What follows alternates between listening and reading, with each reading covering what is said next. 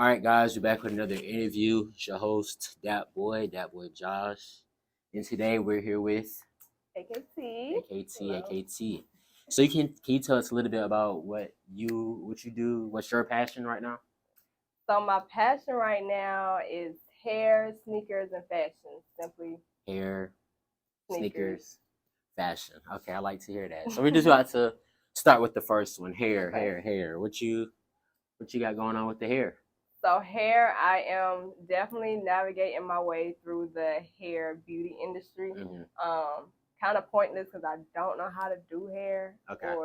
But I do understand wearing great quality hair, so I do have my own hair extension line. Okay. AKT extensions. AKT extensions. Okay. Yes, thank you for that. So I started it where I had the vision of in college, go dogs at UGA. I was just like, dang, like that struggle of I need my hair done, and being a student is not working. So I was just like, I just wish, and every time I wish something, especially if it's like for comfortability and it can reach the masses, I'm down. So I was like, make a hair extension line, like. Okay. And it be affordable for like college girls that didn't have the extra funds, and just sometimes maintenance is not always in the budget. Right. But I try to make it very consumer friendly. Okay. So how did you get into that? As far as you saw a need, you knew how to, go about that need. So what was the process like, and actually, maybe like finding a vendor or your process of doing that? Finding a vendor was the most challenging thing because it's a lot of options. You want to shop around. You also want to make sure you're getting the best bang for your buck. You know, you don't want to be overpaying and then not being able to make that deficit up or whatever. Right. So finding a vendor it took maybe about 3 months for me to really get samples and really pick one that I knew that was easily shipping, because sometimes vendors, the shipping they clothes, and I just really wanted it to be everything easy. So that process was some hardest, and then luckily I have great friends, great support, great family. So it was easy getting the awareness out. And now the next challenging part is like the marketing type CEO and trying to figure out, okay, now that I started with the idea, how do I kind of make it more aware, you know? So the hardest part was finding a vendor. Okay. So is it like a LLC? Is it okay? So it's LLC. How was that process? Well, I wouldn't say easy, but my poli sci background, I just went ahead and did it right. That's the first thing of business, being an entrepreneur. I'm still learning, so I don't think I got all the trades to the game, but definitely you have LLC, get it copyrighted, make sure, or trademark your name so it's yours before you start anything. Right. So. Okay. So you just mentioned that you are a poli-sci major. What were, well, not saying these are not still your goals, of course, but going into college, you're a political science major. For those who don't know what poli-sci is, what was your vision at that time? Fun story. I started international relations, and then the IR class is a little bit tricky. So luckily, it's still in the same college. I switched solely to political science, and then that kind of got a little boring. And then I took intro to philosophy, and I was like, oh, this is another major. And so it kind of helped with obviously the reading and writing part. But I initially did want to go to law school, be L. Woods 2.0. Still do. That's literally on my goal this year. Actually, met with some of my other lawyer friends this past month and just expressing my concerns, getting on that right track, taking the LSAT, actually studying for it. And this time I think it's just funny how God works. I'm a little more wiser. I don't think I could have been studying for some stuff like fresh out of school. My mind wasn't even on the LSAT, honestly. I feel that. That is still my goal, to definitely have that underneath my belt. Have that degree, that accreditation. Yeah. Okay. So we just touched on here right now. Yeah. Next, you said sneakers. Can you tell us what you got going on with the sneakers? Okay, sneakers, that is my passion. Okay. You asked me what my passion was. Been collecting sneakers since a little kid, legit, but really paying attention to my collection around 2012. Okay. So I just was obsessed. My first pair I started in 2012. I'll never forget. Got them from Walters. The 12, and I had started working that summer, and my mom, she was just like my brother got all the sneakers, of course, not like I didn't have anything, but she was a boy girl mom, like, right. Boys with sneakers, girl with the bows, the flats, right. And I'm like, yeah, but the men clothes kind of fire. Yeah. And it was that one pair, I'll never forget, it was the Sun 8, the Phoenix Suns 8, they were white, orange, and then they released the girl color, but it was like ice blue. I was just like, I don't like that. So I was like, man, and when I started my job, I was just like, as long as I'm working, I'm gonna go ahead and get any shoe that I wanted. And so it started as infatuation, and it now is turning into one of my businesses. So right. I have Sneaker Closet, which is, it started off as like a blog kind of lifestyle, but now I'm turning into like merch and more. I really want to open a store eventually. That's the end goal. So, okay. What's the collection looking like now? Oh wow! So I have been selling some of my shoes. I'm probably down to maybe 150. Okay. 150 pairs. I don't want to ask. I don't like asking favorite things because favorite can get very hard. For sure. So I would just say your most memorable, or the shoe that you got and you're like, I had to get this one. I had to get this one. Ooh, probably my Bordeaux 7. Okay. Only because I missed the 2016 release, and I would never forget how my heart felt. Okay. So that was yeah. Okay. That's my favorite shoe for that reason.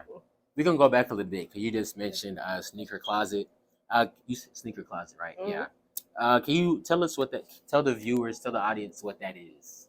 Okay, so Sneaker Closet is my personal closet of sneakers, fashion, urban, like streetwear, chic, graphic tees, bags, like whatever it fits into that streetwear community culture type of speak. It was, like I said, it started off as a blog lifestyle page. I was just posting like some of my old kicks, and then I had a lot of friends and followers that would be like, okay, can you do the release dates? Because I don't know what comes out. I was like, that's so smart. So it started as being more informational now, right. More than just my focus. So I'm letting it grow into itself. I do have merch. I do want to do a sweatsuit line just because I don't know. I'm really like a Kris Jenner type. If I don't like it, I'm gonna make it. Yeah.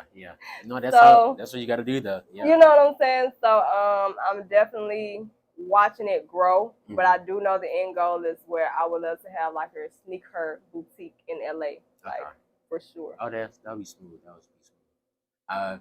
So I also noticed, of course, because I follow the page. Yeah, so you do interviews and different things too. So can you talk to us about that? So as an entrepreneur, you understand, you start something, but the whole goal, yes, was to interview other sneakerheads, and it mostly be women to show. I'm not privy to like gender or anything, but it was mostly shining a light on female empowerment with sneakers because it is, rare. So I did have 3 or 4 of my sneakerhead friends that I knew. Some of them went to Georgia. This interviews are still up, y'all. And I just basically asked them, what's your favorite top 5, just kind of getting awareness out. Like, hey, you guys, like, if you're a female and you want to get into sneakers, it's not taboo to, be dripped down and, be the flyest in the room as well with sneakers. And the sneaker game now has changed. So basically with the interviews, it was just to bring more like real personable experience of how you cop, what was your favorite sneakers. Because some of the sneakers they had that some of them I missed, just sharing the information, I guess. Okay. So just to answer some of those questions that you just asked, how do you cop? How do you get your shoes? How do you stay up to date with the information and the releases and all those good things? So I have this like little tab on my phone that has like Nike, sneaker, kicks on fire, GOAT. I'm also a part of the GOAT top client program, loyalty program. So they keep me up to date with like the releases, any cops that I may have missed. So GOAT, shout out to GOAT. Shout out to GOAT. It keeps me up to date with any shoe that I'm looking for, and especially that was another thing I did like about my page was that don't pay overpriced for shoes that because they're going to come out again or there's going to be someone selling a shoe. All these bots. I know it's crazy, man. I gave up. I'm not even gonna lie. But I definitely cop through GOAT. That's my top, and then as well as if I'm out and about, I'm always. Every city I go to, I'm always looking for the hottest boutiques. So sometimes they have like a good little selection, and I may be like, okay, I am missing this out my closet. And I'll cop that way. So we done touched on here, we done touched on sneakers, and then in the overall, of course, is the fashion. So what would you say your fashion style is in about 3 words? Of course, it's not limited to 3 words, but off the top of your head, you gave me 3 words. Can I say fly? But I don't want to say fly as in like fly, but fly as in like highs and lows sometimes. Comfortable. Universal. And universal not meaning like, oh, I can wear camo pants, overseas you can. But like it cross over to men and women. So it's more what's the word? Neutral.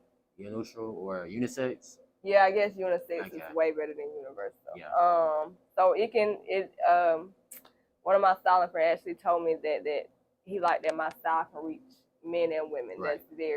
That's true, influential. Though. That's true though. In styling, because some people just have an eye for this, and it's just like I think both can wear it, honestly, unless it's tailored to a female or tailored to a man. Right. Okay. When did you start getting into fashion, or when did you know that fashion was something that you actually greatly enjoyed?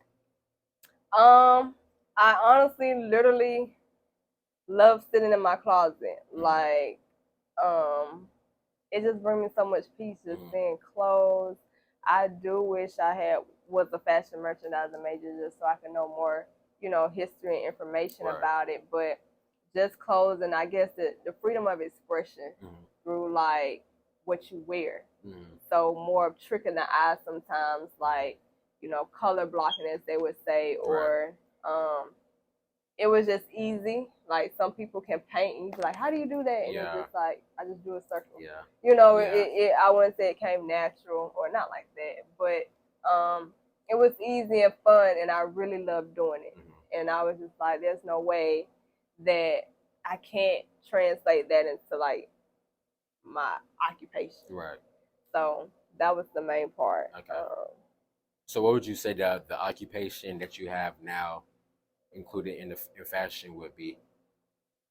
So right now I'm a stylist. I would love to make clothes. I sit underneath seamsters. I sit underneath, people that know fabrics and manufacturers and actually making their own clothes. So as far as like, I pull pieces or I go and find whatever the occasion is for the client, but I do want to evolve into like an actual creator of clothes or maker of clothes. Okay. What's your clientele like?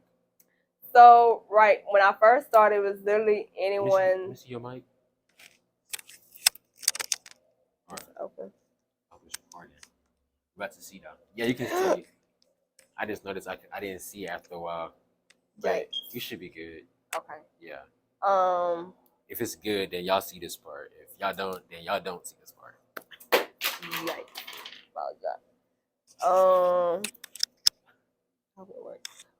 I'm sorry. Your clientele. Oh, my clientele. So right now, when I first started, it was literally my friends, whoever, like, when you first start off. But now it's more tailored to the entertainment industry. So not necessarily like athletes or rappers. I've done a lot of shoots, also branding. So some of my friends have their businesses that I take on and give them a certain look or, image that they want. So it's mainly based on themes. Okay. And so it's more selective. Okay. So I had to figure that process out because obviously not everyone, but a lot of people want a different style. And I was just like, can't be going to 100 stores at once. So let me just focus on, okay, here's a brand. They like these different things every so often. Mm-hmm. I can create around that. Right. Kind of like a Ralph Simmons type person. Okay. A concept and I style based on that. So clientele wise is now more locked in. So I have a set entertainment person, I have a set brand, and then I have like a set personal client. Okay. So those, I revolve around those three unless, God steers my path otherwise. Okay. I like that. Thank you. What has been your favorite memory so far? Really the last branding shoot I did with Blythe the label. Shout out y'all shop. I love the theme of it. It was Marilyn Monroe, like diamonds are a girl's best friend. So I'm really a theme person. Right. Because it's more, you can focus more on what you're bringing to the table. So I love the dresses that we picked out, the jewelry, the hair, the glam, the backgrounds, just the styling that. Mm-hmm. Okay. That sounds Marilyn Monroe, yeah. Right. That's always it was so cool. That's always a good thing. It was so cool, and Drayton is so good. Yeah, it was. Okay. So as far as all right, so you just mentioned someone that I interviewed, my first interview with Drayton. Yeah. So how is it working with other entrepreneurs, or just networking with different types of people? I love it. A lot of people say I do support anybody that is not like I do love my school. I really do. But I do support anyone that is very passionate about what they do. So Drayton, he's very passionate about photography. Like you can see it in him. He's been like that since day one. Right. Like Blythe, she was a fashion merchandise major. She's been into, the clothes and the fabric. So it's just like anybody that's serious about their craft and really putting their all into it, I'm all for working with. And it's easier working with them as well because y'all are on the same page as well as this is what we're doing. This is the production. This is what we're trying to put out. Right. It's really easy. Like, okay. That's so good. I do like working with other entrepreneurs. Okay. What would you say are some of the greatest struggles that you've had? As far, even in the three categories that we spoke about so far, as far as hair, sneakers, fashion, the struggles or disappoint that you're like, should I focus on what I'm doing with school? Should I, study for the LSAT more, or should I focus on something that I actually love to do right now? I'm gonna say economy. Sometimes again, like all my business or endeavors are luxuries. I consider like hair as a luxury. Even though it's affordable, it's a luxury. Right. To some, as well as styling or whatever.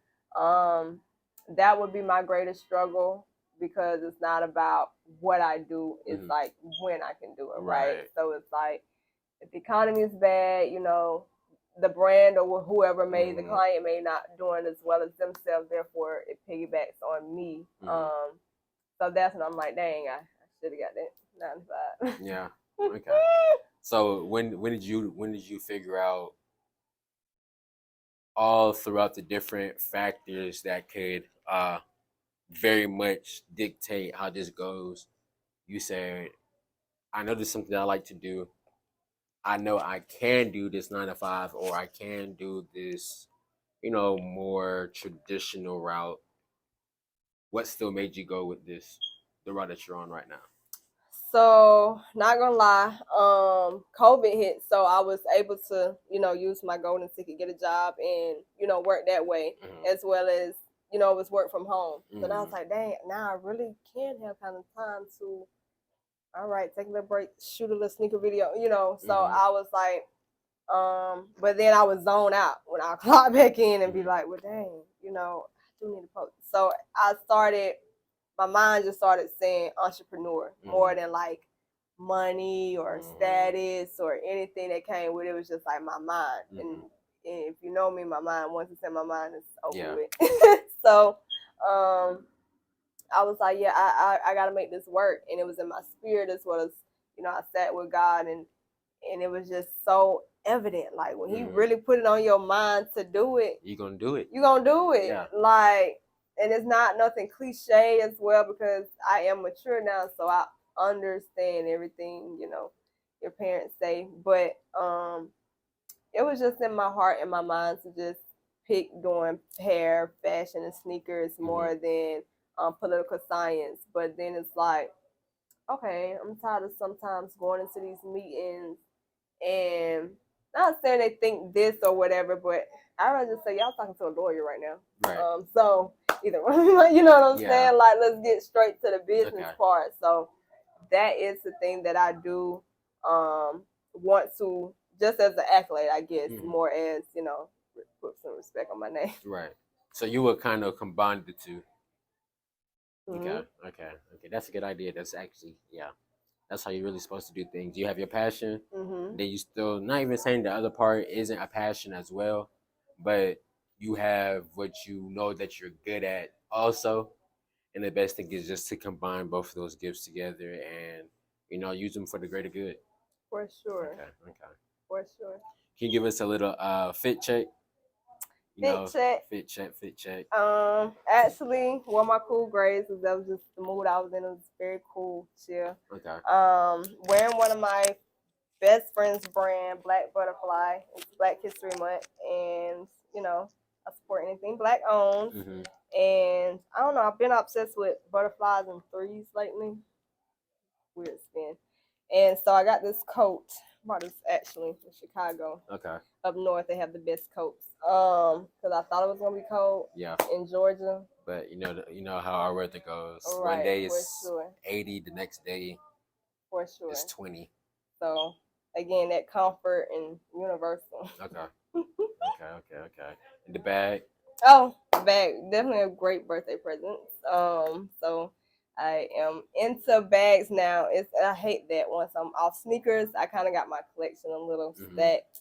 I'm kind of getting into bags and shoes, and shades, not shoes. Okay, that's cool. That's great. And I got a question for you. All right, so so with this fashion sense, was it you just personally, or was it like a family thing? Was this something that you had in common with your siblings or anything like that? I definitely get it from my mom. She was a lady, like, don't step out the house half stepping. And as a little girl, she always had my bows matching my purses, matching my shoes. Like, my mom was born in the 50s, so she was one of them type parents. Very dainty. So I do attribute a lot of delicacy and detail to my mom, as well as my brother. He had, like, the whole music and stuff going, so I got more of the sneaker culture and urban wear from him. So just being around those and looking at Cinderellas and all that reality TV mix, I was just like, oh, I need to be in Paris and Gucci right now. But it's definitely a mix of my background. My mom, she was very put together. Okay. And I like that. That's nice. Okay. Do you have any advice for anyone going into, say, styling or fashion, or just anything, entrepreneurship or non-traditional? Research. Do your research. Knowledge degenerates into probability, as well as no one can tell you what you're looking for if you don't find it yourself. And that's just the basis of anything, whether it's the next tech person, the next fashion guru. Do your research, because it's no point in researching, trying to go into something you don't know. Right. Because then they're going to tell you what you're supposed to know or think you know. And instead of telling you what to think, teach yourself how to think. Okay. So do your research, ultimately. Okay. That's good advice. Do you have any advice for me? I think you're popping. So advice wise, I'm not. I can take it. I can take anything. I know. I really love your dynamic. Thank you.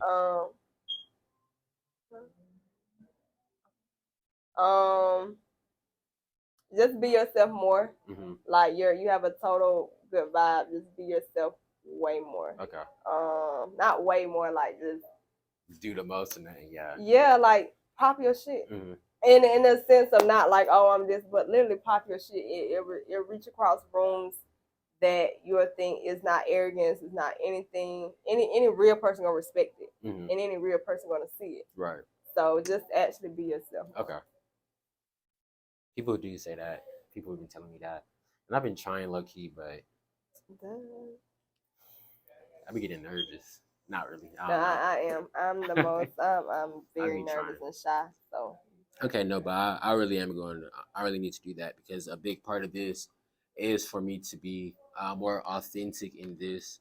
I do want to let my audience know, like, you know, we're no different from who y'all are, or even the steps that y'all at. Like, we all started from a point of, I don't want to necessarily say confusion, but we just don't know what we're about to do. So, of course, everyone that I'm interviewing, everything that I'm doing, because I'm still shocked at what I'm doing.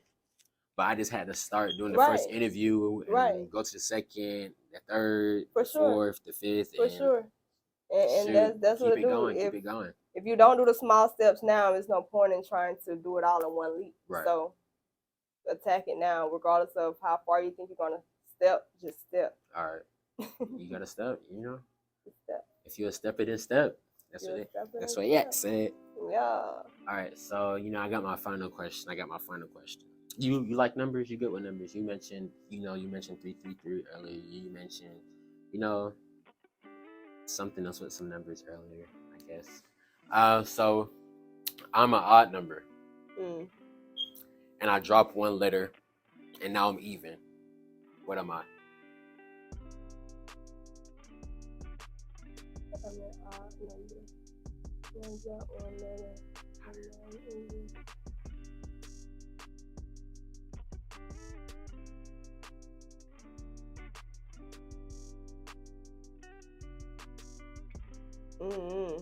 OD. OD. You